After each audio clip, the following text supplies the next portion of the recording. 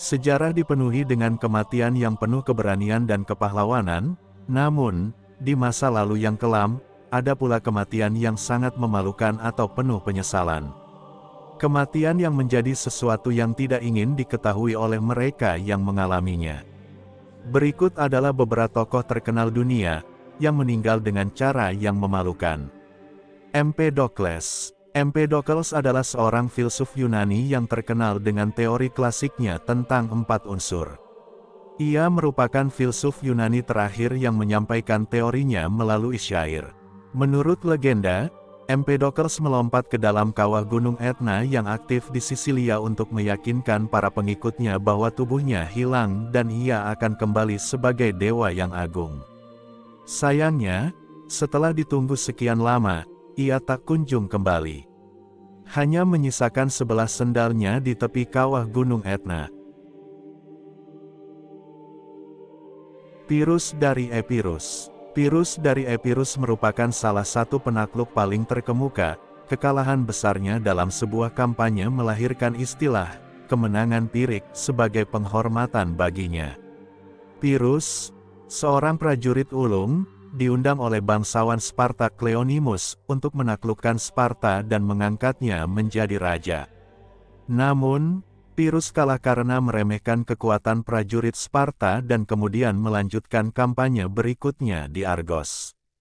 Saat memasuki kota melalui jalan-jalan sempit dengan menunggangi gajah, seorang wanita tua, yang tidak menyukai konflik tersebut, melemparkan genteng ke arahnya dari balkon. Genteng itu membuat Pirus terkejut, memungkinkan seorang prajurit biasa untuk menikamnya dengan brutal hingga tewas. Eleazar Makabes. Kisah kematian Eleazar Makabe diceritakan dalam kitab Perjanjian Lama, I Makabe. Selama pertempuran Bet Zacharia, Eleazar salah mengira bahwa dia melihat Raja Antiochus kelima menunggangi seekor gajah di dekatnya. Berpikir untuk melakukan tindakan heroik dengan membunuh gajah dan raja, Eleazar melompat ke bawah gajah tersebut dan menusuk perutnya dengan tombak. Gajah yang mati itu jatuh di atas Eleazar, langsung membunuhnya. Lebih tragis lagi, gajah tersebut ternyata bukan gajah yang ditunggangi raja.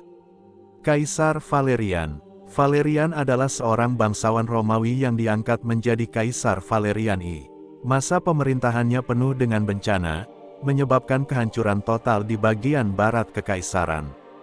Pada tahun 260 M, Valerian mengalami kekalahan dalam pertempuran Edessa dan ditangkap oleh Raja Persia Sapur I. Untuk mempermalukan Valerian, Sapur menggunakannya sebagai tumpuan kaki.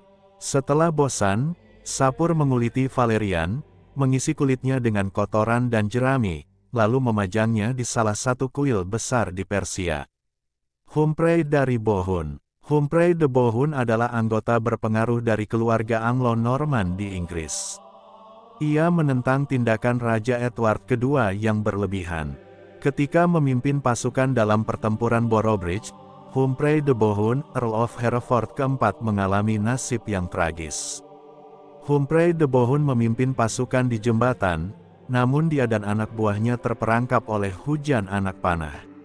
Seorang prajurit tombak The Harclay yang bersembunyi di bawah jembatan menyerang dari celah papan-papan dan menusuk Earl of Hereford melalui anus. Tombak yang tajam itu menerobos anus, merobek usus sampai ke jantungnya.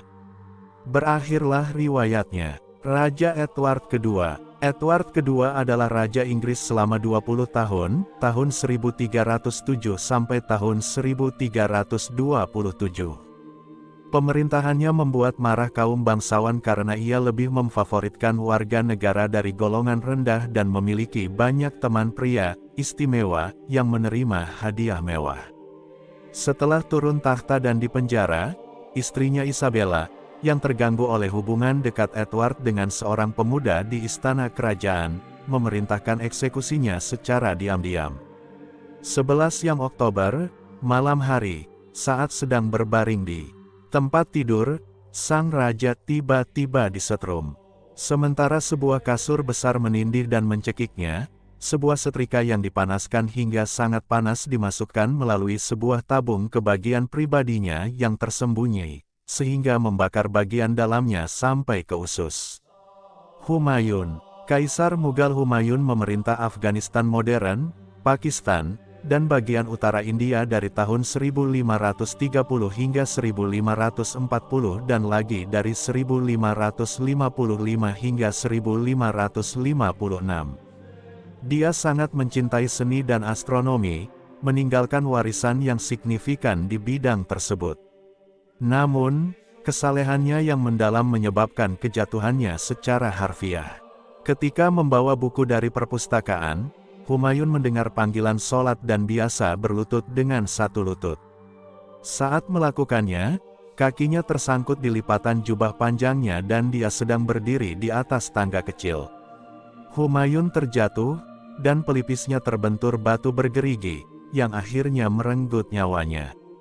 Arthur Aston. Sir Arthur Aston adalah seorang prajurit profesional yang paling dikenal atas dukungannya kepada Raja Charles pertama dalam Perang Saudara Inggris. Sepanjang hidupnya, ia sering terlibat dalam pertempuran. Pada September tahun 1644, ia jatuh dari kudanya, kakinya diamputasi dan diganti dengan kaki kayu, yang kemudian menjadi penyebab kematiannya. Pada tahun 1649, pasukan Oliver Cromwell menyerang kotanya selama pengepungan Drogheda dan memerintahkan eksekusi massal. Aston mencoba menyerah, namun para prajurit yang menangkapnya menduga ia menyembunyikan emas di kaki kayunya. Ketika dibuka, ternyata tidak ada emas dalam kaki kayu itu. Prajurit yang kesal dan marah akhirnya memukulinya dengan kaki kayu itu sampai tewas. Julien Offray dari La Mettrie. Julien Offray de La Mettrie adalah seorang dokter, filsuf, dan kemungkinan pendiri ilmu kognitif dari Prancis. Ia meyakini bahwa kenikmatan sensual seperti makan, seks, dan bermain adalah tujuan utama hidup, sehingga menjalani hidup berdasarkan prinsip tersebut. Sebagai seorang ateis, Julien percaya bahwa hidup di dunia hanyalah sandiwara yang diakhiri dengan pemuasan diri. Ironisnya, ia meninggal dengan tragis setelah mengonsumsi terlalu banyak pasta truffle di sebuah pesta yang diadakan untuk menghormatinya oleh seseorang yang pernah disembuhkannya. Mitsugoro 8 adalah salah satu aktor kabuki Jepang yang paling dihormati, sampai-sampai ia dinyatakan sebagai harta nasional. Pada tanggal 16 Januari ia memutuskan untuk makan hati ikan fugu yang sangat beracun dengan keyakinan bahwa ia kebal terhadap racunnya. Koki ikan fugu yang melayaninya merasa tidak bisa menolak menyajikan hati ikan fugu yang mematikan itu kepada pria terhormat. 7 jam kemudian, ia pun menemui penciptanya.